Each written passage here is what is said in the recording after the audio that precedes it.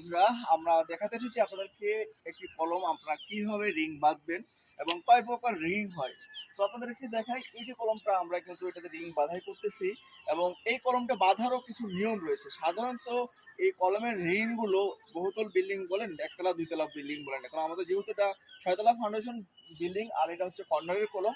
তো এই কর্নারের যে কলমগুলো আমরা দেখতে পাচ্ছি না, আমরা নিচে বেঁধেছি 5 ইঞ্চি করে 10 mm রড এগুলো, আর মাঝখানে বেঁধেছি আমরা 7 ইঞ্চি করে।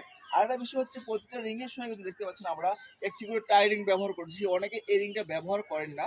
বহুতল ভবন হলে অবশ্যই যদি ডিজাইনে আপনার এভাবে রিং থাকে তাহলে আপনাকে অবশ্যই মানতে হবে। আমাদের এটা হচ্ছে চতুর্থ ফ্লোর, পঞ্চম এবং ষষ্ঠ, পঞ্চম আর 2 ফ্লোর, অর্থাৎ 5 তলা এবং 6 তলা, 2 ফ্লোর হবে। 2 ফ্লোর তারপরেও কিন্তু আমরা টায়ারিং ব্যবহার করতেছি, অনেকে কিন্তু এটা করেন না, তো এটা মাস্টলি ব্যবহার করবেন।